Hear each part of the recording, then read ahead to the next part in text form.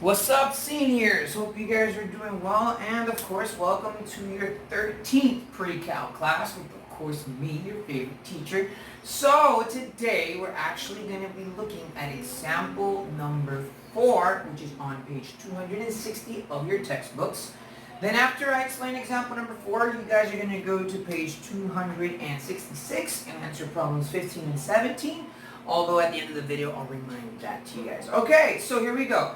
We've been talking about polynomial functions, and in our previous video, I talked about end behaviors.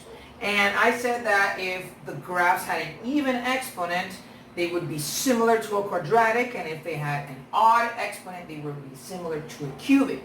Well, what we're going to see on page 260 of your textbook is how to graph one.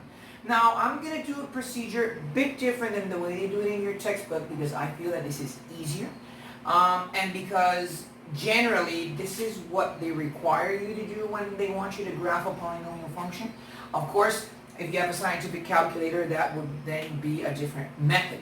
But what are we going to see? Well, in example number 4, and I know I'm skipping example number 3, but the reason is that example number 3 gives you one step, and then in example number 4, they ask you to do that same step and add something to it. So I'm just going to go ahead and do example number 4 and show you everything in one step and not haggle you too much with the details, okay? So example number 4 on page 260 says x cubed minus 2x squared minus 3x. And they want you to find the zeros and graph the function. Now the function, of course, is a polynomial function because this is a cubic function.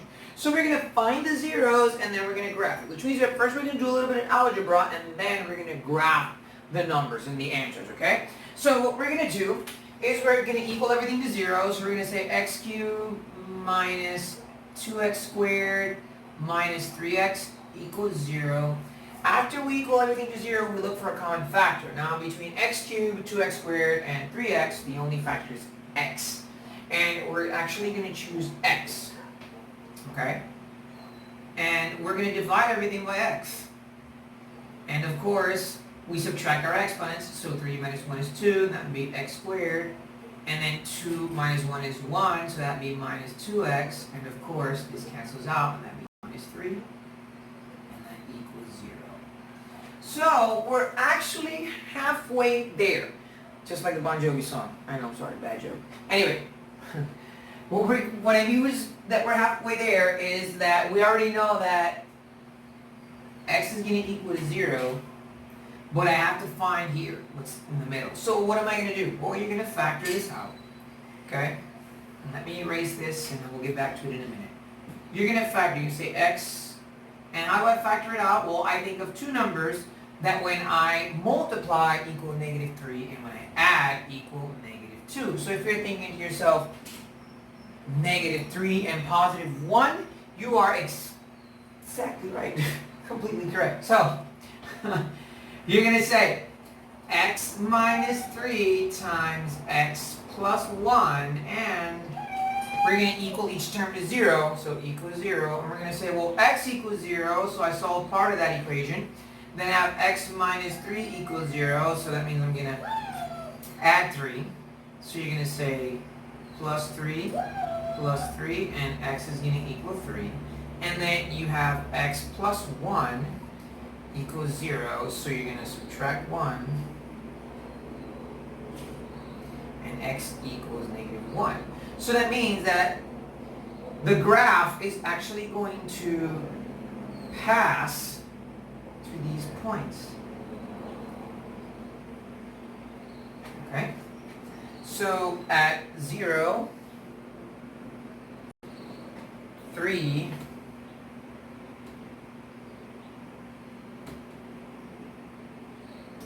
and negative 1. So I know that the graph is going to pass through those 3 points, but how? Well, in order for you to understand that, we're actually going to take each term and say x equals 0, x minus 3 equals 0, and x plus 1 equals 0. Now each one of these terms is elevated to an exponent. And for example, x is elevated to the power of 1. x minus 3, the exponent here is also a 1, although we don't really write it, but it's also a 1. And the x plus 1 equals 0 is also elevated to the power of 1. And 1, 3, 5, 7, 9 are all odd numbers. So this is called multiplicity. That means how many times am I multiplying the expression? Since each of them is multiplied by 1, or the exponent is 1, that means that when I graph the function, if the multiplicity of the number is odd, that means that it's going to pass through the point. And if the multiplicity, was an even number, like 2, 4, 6, 8, or whatever, that means that it would just bounce off. Now I know that sounds confusing, but this is what I mean. The end behavior is a cubic function. So I know that it's going to be here, and it's going to be here. Okay? Now, what I need to find out is what happens in the middle. Well, I know that 0 is at negative 1, which is this term right here, and the multiplicity is 1, so that means it's actually going to go through that point. And then it kind of goes horizontal.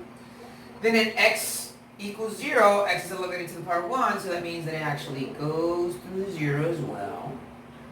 And then at x equals 3, which is what we did here, the multiplicity of 3 is 1, and then he just does this.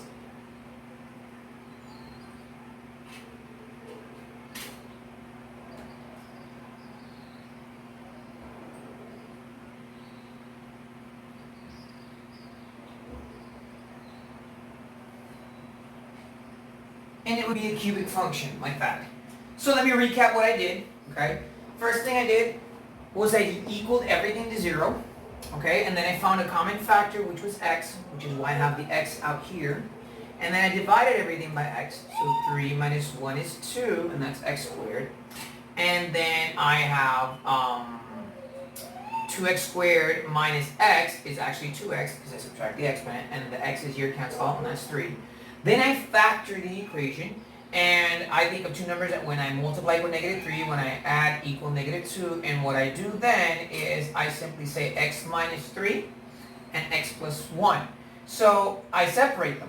I write them as separate equations. X minus 3 equals 0, x plus 1 equals 0, and I solve. I solve by adding 3, which means that x equals 3.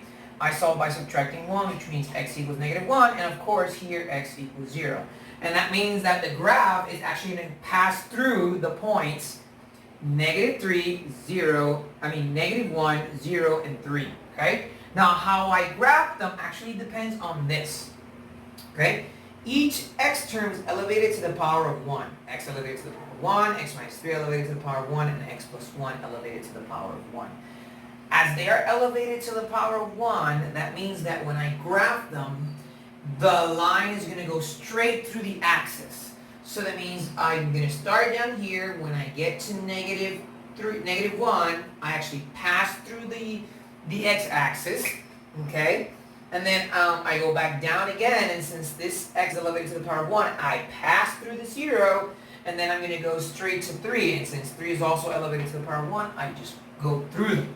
Now, if it would have been an even exponent, it would not go through the axis. It would have just stayed real close to it, but it wouldn't have gone by. So guys, now I want you guys to try problems 15 and 17 on page 266. You're going to graph them the same way here. If you have any questions, feel free to text me or email me. Guys, this is your favorite teacher signing off. Stay safe, and we'll see each other at your graduation very soon.